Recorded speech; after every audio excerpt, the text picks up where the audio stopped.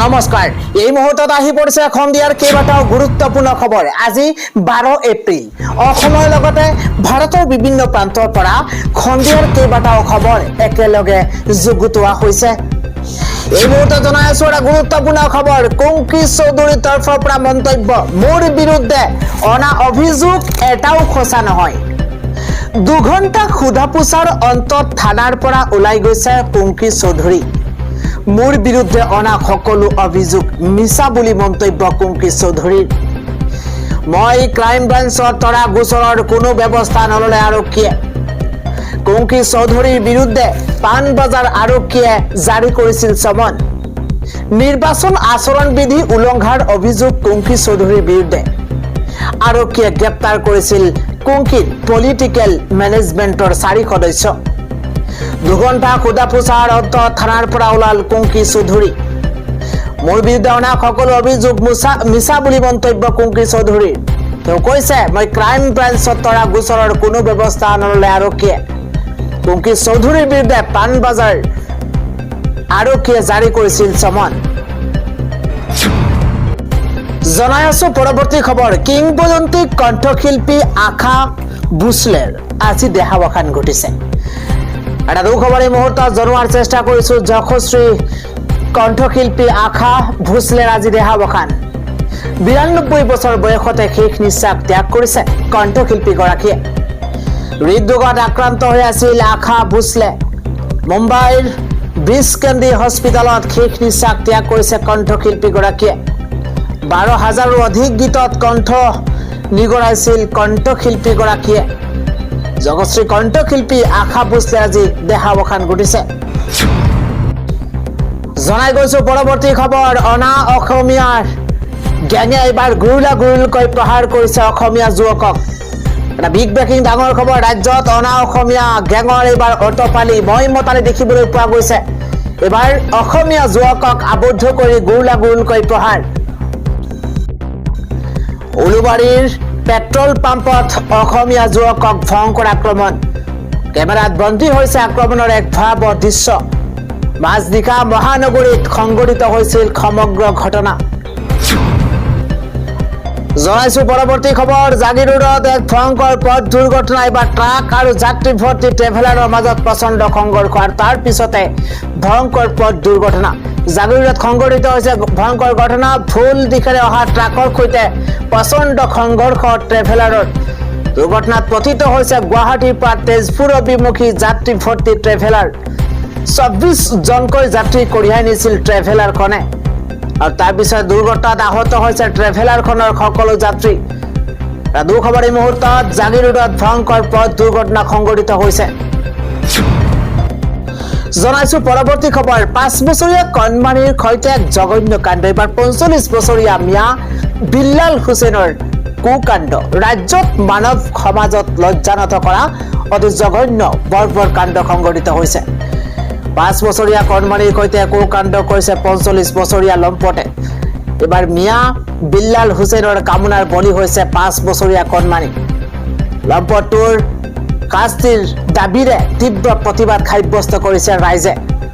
বৰপেটাৰ চেঙাৰ খোলাবান্দাত এই জঘন্য কাণ্ড সংঘটিত হৈছে। 5 বছৰীয়া কণমানিৰ সৈতে কুকাণ্ড সংঘটিত কৰিছে 45 বছৰীয়া লম্পটে। আন এটা খবৰ হৈছে বিজেপি নেতাৰ লক্ষ্য এইবাৰ স্বামীহাৰা মহিলা। নিশা ফোন কৰি অৰুণোদয় উদ্যমিতা কৰ্তনৰ ভাবুকি। এটা ব্ৰেকিং নিউজ। স্বামীহাৰা মহিলাক টাৰ্গেট এইবাৰ বিজেপি নেতাৰ। নিশা ফোন কৰি চৰকাৰী আঁচনি কৰ্তনৰ ভয় ভাবুকি দিছে কংগ্ৰেছৰ পুলিং এজেণ্ট হোৱাৰ বাবেই ভাবুকি। বিজেপি কাৰ্যালয়ৰ পৰা ফোন কৰি ভাবুকি এইবাৰ মহিলা। দীপজ্যোতি হাজৰিকা বুলি উল্লেখ ফোন কলত আৰু নগাঁৱৰ ৰাইটমিয়াত নিশা মহিলাক ভয় ভাবুকি। স্বামীহাৰা মহিলাক টাৰ্গেট কৰিছে এইবাৰ বিজেপি নেতাৰ। জনাইছো পৰৱৰ্তী খবৰ। ডিজেল আৰু বিমান ইন্ধনৰ শুল্ক বৃদ্ধি কেন্দ্ৰীয় চৰকাৰৰ এক বৃহৎ সিদ্ধান্ত। গুৰুত্বপূৰ্ণ খবৰ। যুদ্ধৰ পিছতে দেশৰ জনতাৰ বাবে ডাঙৰ খবৰ আহি পৰিছে। এইবাৰ ৰপ্তানি শুল্ক বৃদ্ধিত কেন্দ্ৰীয় চৰকাৰৰ অনুমোদন। ডিজেলৰ ৰপ্তানি শুল্ক 21.5 পৰা 55.5 টকালৈ বৃদ্ধি। গুৰুত্ব গুৰুত্বপূৰ্ণ খবৰ বিমানৰ টাৰ্বাইন ইন্ধনৰ ৰপ্তানি শুল্ক 29.5 পৰা 42 টকালৈ বৃদ্ধি কৰা হৈছে দেশত ইন্ধন নাটনি দূৰ কৰিবলৈ এই ডাঙৰ সিদ্ধান্ত যুদ্ধৰ পাছতেই দেশৰ জনতাৰ বাবে ডাঙৰ খবৰ আহি পৰিছে পৰৱৰ্তী খবৰটো হৈছে ইৰানে নামানিলে আমেৰিকাৰ চুক্তি ইছলামাবাদত অমীমাংসিত ইৰাণ আমেৰিকাৰ বাৰ্তালাপ বিগ আন্তঃৰাষ্ট্ৰীয় ডাঙৰ খবৰ ইৰানে মানি নললে আমেৰিকাৰ চুক্তি ব্ৰেকিং নিউজ মুহূৰ্তত নিৰ্ণায়ক আলোচনা অবিহনেই উভতিব লগা হ'ল আমেৰিকা কোনো চুক্তি সম্পূৰ্ণ নহল ইৰাণ আমেৰিকাৰ মাজত ইছলামাবাদত কেইবাটাও বিষয়ত বাৰ্তালাপ হৈছিল ইৰাণ আমেৰিকাৰ মাজত ইৰাণৰ বাবে এয়া বহুত বেয়া খবৰ আমেৰিকাৰ এটা চৰ্তও স্বীকাৰ নকৰিলে ইৰাণে পাৰমাণৱিক অস্ত্ৰ তৈয়াৰ নকৰাৰ গেৰাণ্টি বিচাৰিছিল আমেৰিকাই আৰু আলোচনাৰ অন্তত এই তথ্য আমেৰিকাৰ উপৰাষ্ট্ৰপতি জেডি ভেন্সৰ ইৰাণে মানি নললে আমেৰিকাৰ চুক্তি আনিবৰ হৈছে 331টা বাংলাদেশী হিন্দু পৰিয়ালে ভাৰতত লাভ কৰিলে ভূমিপত্ৰ এটা ব্ৰেকিং নিউজ এই মুহূৰ্তত ডাঙৰ খবৰ 331টা বাংলাদেশী হিন্দু পৰিয়ালে ভাৰতত লাভ কৰিলে ভূমিপত্ৰ জনাই আছো পৰৱৰ্তী খবৰ অসমত পুনৰ এনডিএ চৰকাৰেই গঠন হ'ব পশ্চিমবংগৰ খবৰ অনুসৰি এনডিএ চৰকাৰ গঠনৰ সম্ভাৱনা বুলি আজি মন্তব্য কৰিছে ৰাজ্যৰ মুখ্যমন্ত্ৰী হিমন্ত বিশ্ব শৰ্মাই পৰৱৰ্তী খবৰটো হৈছে বিদ্যালয়ত আছিল 17 গৰাকী শিক্ষক অথচ শূন্য মেট্ৰিকৰ ফলাফল এতিয়া জুৰিয়াৰ ফিগাৰী হাইস্কুলত ৰাইজে কৰিছে তীব্ৰ প্ৰতিবাদ যিহেতু বিদ্যালয়খনত 17 গৰাকী শিক্ষক অথচ এই 17 গৰাকী শিক্ষক থকাৰ পাছতো মেট্ৰিকৰ ফলাফল শূন্য আৰু তাৰ পিছত এতিয়া জুৰিয়াৰ খিঙাৰী হাইস্কুলত ৰাইজে কৰিছে তীব্ৰ প্ৰতিবাদ জনাই আছো আজিৰ সন্ধিয়াৰ ডাঙৰ খবৰ বিহুৰ আনন্দ দিব নেকি বতৰে বিধি পতালি আহি আছে প্ৰচণ্ড গতিত ধুমুহা বৰষুণ এমুহূৰ্তত ডাঙৰ খবৰ বিহুৰ আনন্দত দিব নেকি বতৰে এতিয়া বিধি পতালি কিয়নো আহি আছে প্ৰচণ্ড গতিতে ধুমুহা বৰষুণ ডাঙৰ খবৰ 60 পৰা 70 কিলোমিটাৰ গতিবেগেৰে আহি আছে প্ৰচণ্ড ধুমুহা বৰষুণ উজনিৰ পৰা নামনিলৈ হাই এলাৰ্ট জাৰি কৰা হৈছে বতৰ বিজ্ঞান কেন্দ্ৰৰ তৰফৰ পৰা ইতিমধ্যে হাই এলাৰ্ট জাৰি কৰা হৈছে বজ্ৰপাতৰ লগতে শিল বৰষুণৰ এলাৰ্ট জাৰি কৰিছে বতৰ বিজ্ঞান কেন্দ্ৰই বজ্ৰপাতৰ লগতে শিল বৰষুণৰ এলাৰ্ট বতৰ বিজ্ঞান কেন্দ্ৰৰ এটা ডাঙৰ খবৰ বিহুৰ আনন্দত দিব নেকি এতিয়া বিধি পতালি পৰৱৰ্তী খবৰটো হৈছে তিনিচুকীয়াত আৰক্ষীৰ অভিযানত গ্ৰেপ্তাৰ হৈছে এই 7 লিংকমেন আৰক্ষীৰ জালত 7 গৰাকী বিকাশ ডেকা শিভা দেৱ পৰিতোষ দেৱ মিটু গোহাঁই অৰুণাচলৰ পৰা গ্ৰেপ্তাৰ মানৱ দেনামৰ আন এজনক সন্ধিয়াৰ পৰৱৰ্তী ডাঙৰ খবৰ মধ্য গুৱাহাটী সমষ্টিৰ অজাবৰ প্ৰাৰ্থী কুংকি চৌধুৰীক আৰক্ষীৰ চমন তীব্ৰ প্ৰতিক্ৰিয়া এইবাৰ লুৰিণজ্যোতি গগৈ এটা পলিটিকেল ব্ৰেকিং এই মুহূৰ্তত মধ্য গুৱাহাটী সমষ্টিৰ অসম জাতীয় পৰিষদৰ প্ৰাৰ্থী কুংকি চৌধুৰীক আৰক্ষীয়ে চমন দিয়াৰ ঘটনাটো আশ্চৰ্যজনক আৰু দুৰ্ভাগ্যজনক এয়া কেৱল এগৰাকী প্ৰাৰ্থীৰ ওপৰত প্ৰশাসনিক চাপেই নহয় এয়া সাম্প্ৰতিক অসমত গণতন্ত্ৰৰ ওপৰত চলি থকা বিজেপিৰ দমন নীতিৰ জ্বলন্ত উদাহৰণ এইদৰে আজি সামাজিক মাধ্যমত তীব্ৰ প্ৰতিক্ৰিয়া প্ৰকাশ কৰিছে অসম জাতীয় পৰিষদৰ সভাপতি লুৰিণজ্যোতি গগৈয়ে উল্লেখযোগ্য যে চলিত অসম বিধানসভা নিৰ্বাচনৰ মাজতে নিৰ্বাচনী আচৰণবিধি উলংঘন কৰাৰ অভিযোগত গুৱাহাটী আৰক্ষীয়ে বিৰোধী ঐক্যৰ প্ৰাৰ্থী কুংকি চৌধুৰীক চমন জাৰি কৰিছে অসম জাতীয় পৰিষদৰ প্ৰাৰ্থীগৰাকীক দেওবাৰে পুৱা 11 বজাত পাণবজাৰ আৰক্ষী থানাত হাজিৰ হ'বলৈ নিৰ্দেশ দিয়া হৈছে মধ্য গুৱাহাটী সমষ্টিৰ পৰা প্ৰতিদ্বন্দ্বিতা আগবঢ়োৱা 27 বছৰীয়া কুংকি চৌধুৰী চলিত নিৰ্বাচনৰ কনিষ্ঠতম প্ৰাৰ্থীসকলৰ ভিতৰতে অন্যতম প্ৰাৰ্থীগৰাকীয়ে ইতিমধ্যে তেওঁৰ বিৰুদ্ধে উত্থাপিত সকলো অভিযোগ অস্বীকাৰ কৰিছে নিজৰ প্ৰতিক্ৰিয়াত অজাপৰ নেতাগৰাকীয়ে কয় যে যেতিয়া শাসন ক্ষমতা থকা দলটোৱে ক্ষমতা হেৰুৱাব বুলি শংকিত হৈ উঠে তেতিয়া জনগণৰ মতদান তেওঁলোকৰ বিপক্ষে গৈছে বুলি নিশ্চিত হৈ পৰে তেতিয়াই বক্ৰপথৰে ক্ষমতাক কক্ষিগত কৰি ৰাখিবলৈ বিজেপিৰ দৰে সেফিষ্ট দলে গণতান্ত্ৰিক পন্থাসমূহ অৱলম্বন কৰে। লুৰিণজ্যোতি গগৈৰ অভিযোগ, হিমন্ত বিশ্ব শৰ্মা আৰু বিজেপিয়ে নিজৰ ৰাজনৈতিক সুবিধাৰ বাবে প্ৰশাসন আৰু আৰক্ষীক ব্যৱহাৰ কৰিবলৈ আৰম্ভ কৰিছে। এয়া গণতান্ত্ৰিক ব্যৱস্থাৰ বাবে বিপদজনক সংকেত। অসমত বিজেপিয়ে ভয় ভাবুকি, দমন উৎপীড়ন আৰু গুণ্ডাৰাজৰ জৰিয়তে বিৰোধীৰ কণ্ঠত প্ৰতিহত কৰিবলৈ বিচাৰিছে। অজাবৰ নেতাগৰাকীৰ প্ৰশ্ন, কুংকি চৌধুৰীয়ে এজাহাৰ দাখিল কৰাৰ পিছতো ডিপফেক ভিডিঅ' প্ৰকাশ কৰা বিজেপিৰ পালি নেতাসকলক এতিয়া গ্ৰেপ্তাৰ কৰা হোৱা নাই কিয়? পক্ষপাতমূলক আচৰণ কিয় কৰিছে অসম আৰক্ষীয়ে?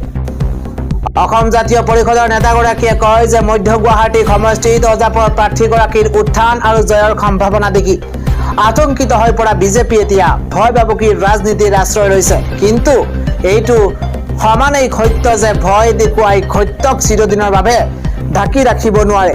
কুংকি চৌধুৰীৰ দৰে সাহসী তৰুণীক আমি এই সময়ত স্পষ্ট বাৰ্তা দিব বিচাৰো যে তুমি অকলশৰীয়া নহয়। অসমৰ গণতান্ত্ৰিক চিন্তা চেতনা থকা হাজাৰ হাজাৰ মানুহ কুংকি চৌধুৰীৰ লগত আছে। এই ভয় ভাবুকিয়ে অসম জাতীয় পৰিষদৰ জাতীয় সেৱকৰ সংগ্ৰামক আৰু শক্তিশালীহে কৰিব বুলি তেওঁ মন্তব্য কৰিছে। তেওঁ স্পষ্ট কৰে যে এয়া ভয় খোৱাৰ নহয়, এই সময় সত্যৰ পক্ষত দৃঢ়ভাৱে থিয় দিয়াৰ।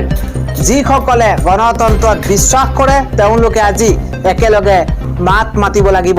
প্ৰশাসনে ৰাজনৈতিক অপব্যৱহাৰ বন্ধ কৰক, ৰাজনৈতিক প্ৰতিহিংসা বন্ধ কৰক। অসমে কেতিয়াও বিজেপিৰ গুণ্ডাৰাজ স্বীকাৰ নকৰে। আমাৰ মাটিত সদায় গণতন্ত্ৰ, ন্যায় আৰু অধিকাৰৰ জয় হ'বই। এই সংগ্ৰাম চলি থাকিব সাহসেৰে আৰু একতাৰ সৈতে আৰু সততাৰ শক্তিৰে যুঁজি থাকিম।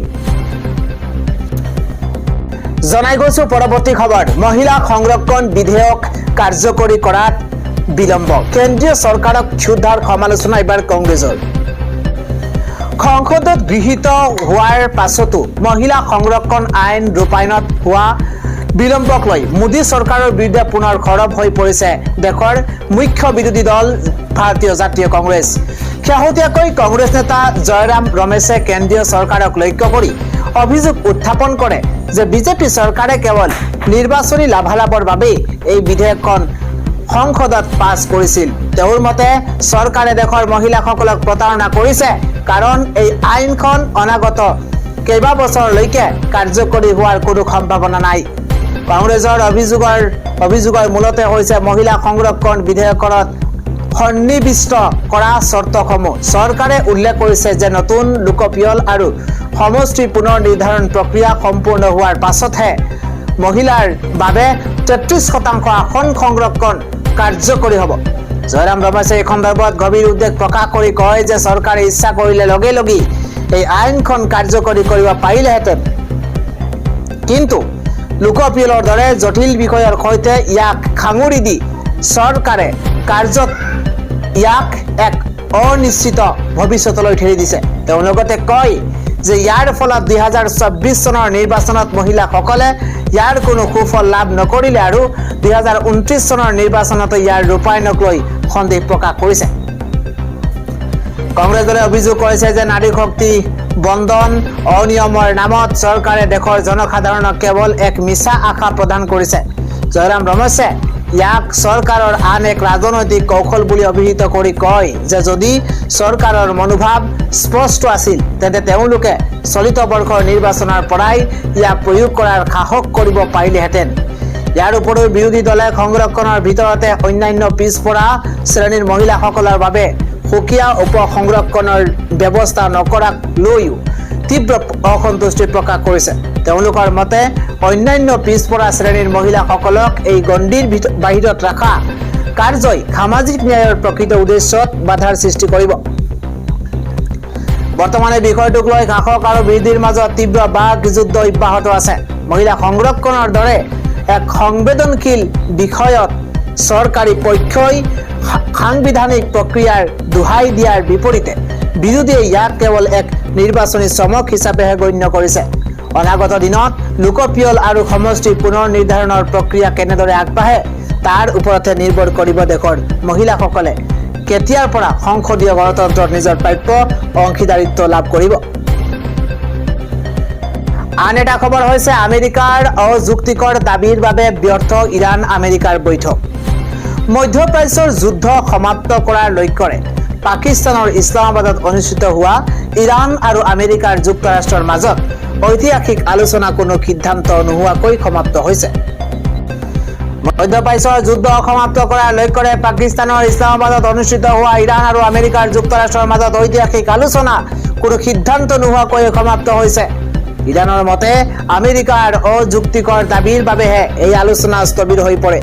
ইৰাণৰ চৰকাৰী সংবাদ মাধ্যম IRIB-য়ে সদৰি কৰা মতে ইৰাণী প্ৰতিনিধি দলে দেশৰ স্বাৰ্থ সুৰক্ষিত কৰিবলৈ একেৰাহে 21 ঘণ্টা ধৰি আলোচনা চলাইছিল। ইৰাণে বিভিন্ন পদক্ষেপ গ্ৰহণ কৰিছিল যদিও আমেৰিকাৰ জেদী স্থিতিৰ বাবে আলোচনা আগবাঢ়িব নোৱাৰিলে। ইফালে আমেৰিকাৰ প্ৰতিনিধি দলৰ নেতৃত্ব দিয়া উপ-ৰাষ্ট্ৰপতি JD ভেন্সে কয় যে তেওঁলোকে ইছলামাবাদ এৰাৰ পূৰ্বে তেওঁলোকৰ চূড়ান্ত আৰু সৰ্বশ্ৰেষ্ঠ প্ৰস্তাৱ আগবঢ়াইছে। এতিয়া ইৰাণে সেয়া মানি লয় নে নাই সেয়া তেওঁলোকৰ ওপৰত নিৰ্ভৰ কৰিব। কেইবাটাও বিষয়ত এতিয়া মত পাৰ্থক্যৰ কথা সদৰি কৰে তেওঁ। ভেন্সৰ মতে ইৰাণে আণৱিক অস্ত্ৰ নিৰ্মাণ নকৰাৰ বাবে আমেৰিকাই দিয়া চৰ্তসমূহ গ্ৰহণ কৰা নাই। আমেৰিকাৰ মুখ্য লক্ষ্য হ'ল ইৰাণে যাতে কোনো কাৰণতে আণৱিক শক্তি আহৰণ কৰিব নোৱাৰে। JD ভেন্সে সতৰ্ক কৰি দি কয় যে এই আলোচনা বিফল হোৱাটো আমেৰিকাতকৈ ইৰাণৰ বাবেহে বেছি বেয়া খবৰ। উল্লেখযোগ্য যে যোৱা এটা দশকতকৈও অধিক সময়ৰ ভিতৰত এয়া আছিল আমেৰিকা আৰু ইৰাণৰ মাজত প্ৰথমখন পোনপটীয়া বৈঠক। 1979 চনৰ ইছলামিক বিপ্লৱৰ পাছত এয়া আছিল সৰ্বোচ্চ পৰ্যায়ৰ আলোচনা।